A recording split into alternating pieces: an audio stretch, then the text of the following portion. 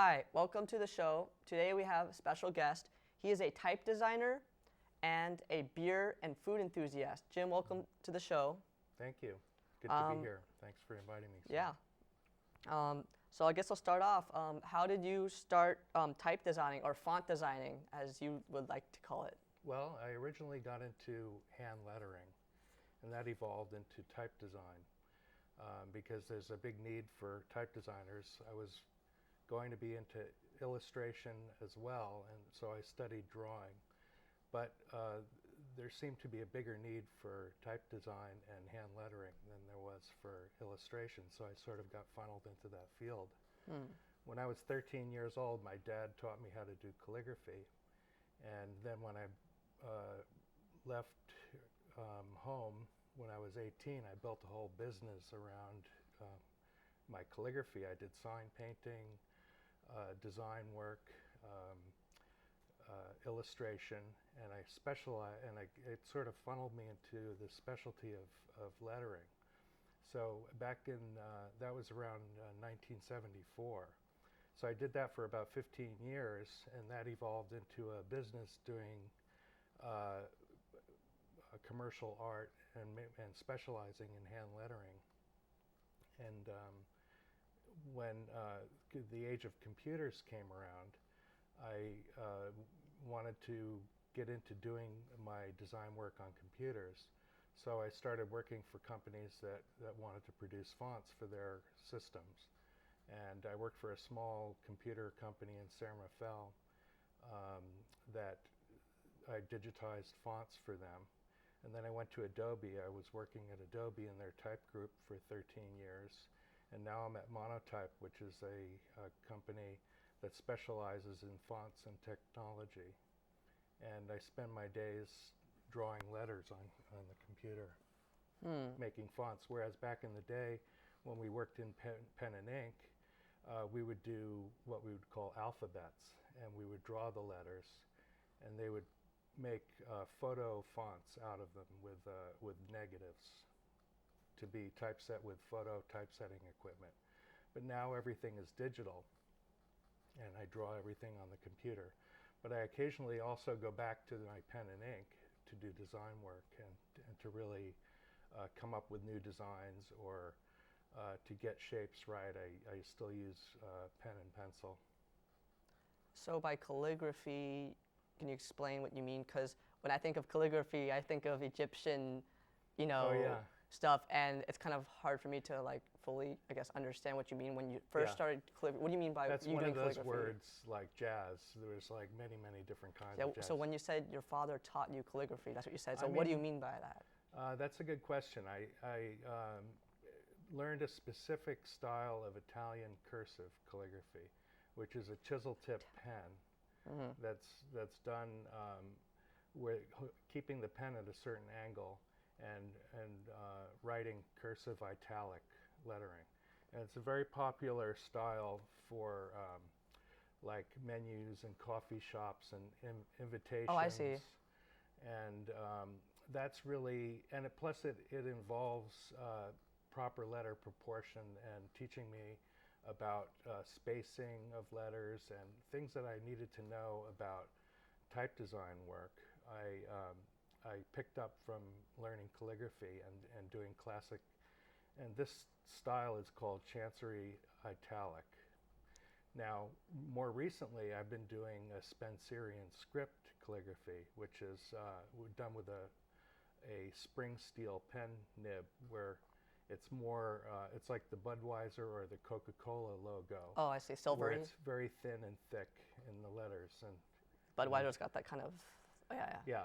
So the harder you press on the pen, the wider, the thicker the line is. Okay. And you do a very sloped italic with very thick thicks and real thin hairlines.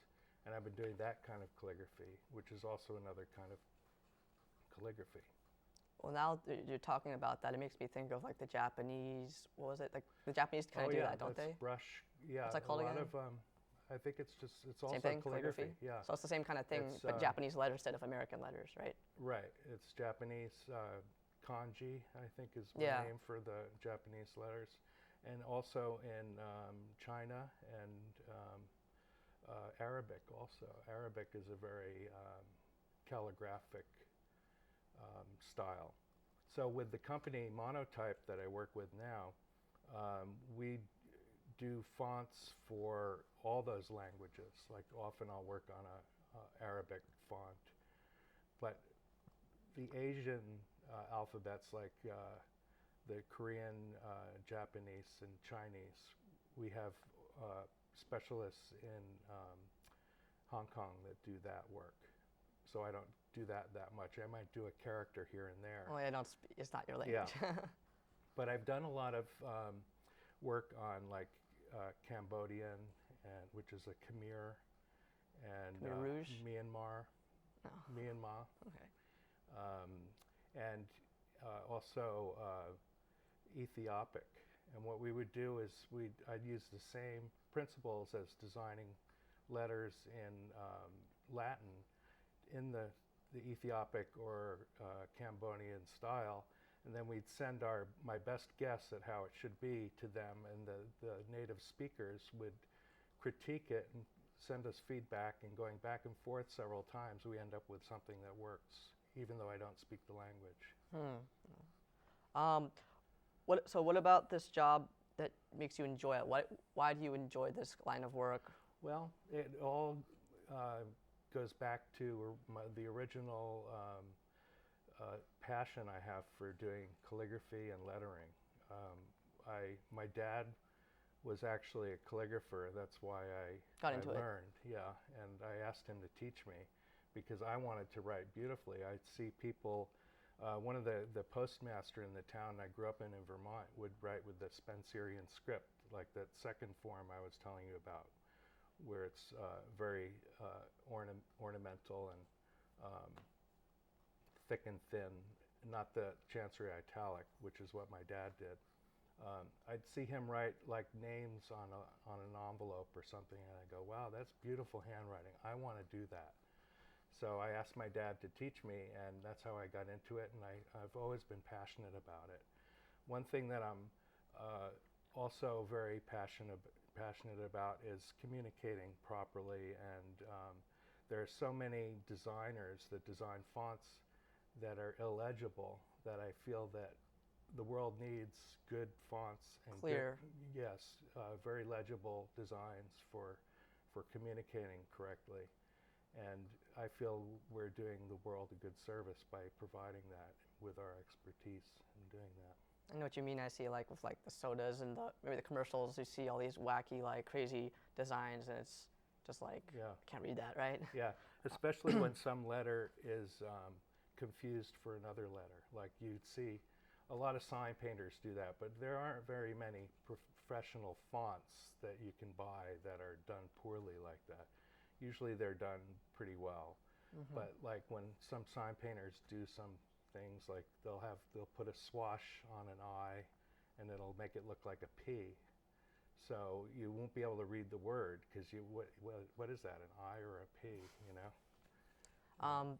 So it's interesting to note that you worked on the font of the Gatorade logo and the Rolling Stone logo, correct? Yes. So can you talk about how that came about a little bit? Sure.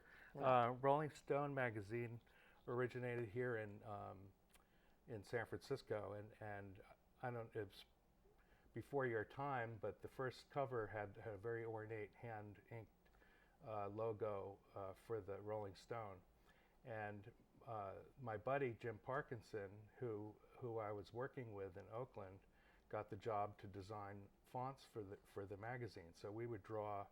At that time, it was phototypositor fonts. So we would draw characters of the alphabet, and they would make photo fonts out of them. So they switched from this very ornate hand-inked thing that somebody did here. Like I shouldn't say who I think it is because I might be wrong, but somebody who did that original logo, they switched from that to an italic version of the fonts we were drawing that had a drop shadow on it, and it just made it look more like a magazine logo. So when all right, sorry, gonna That's have okay. to cut you off there. Sorry, Okay. I mean, we are all out of time. If you'd like to find more about Jim, how can they contact you? You can Your business. contact me through Monotype, Jim J. Wasco, or jim.wasco@monotype.com. And you could see my bio and more information about me on our website, fonts.com or monotype.com. All right, thank you for being here. Thank you, Sam. Okay. Oh, I don't know if they hope they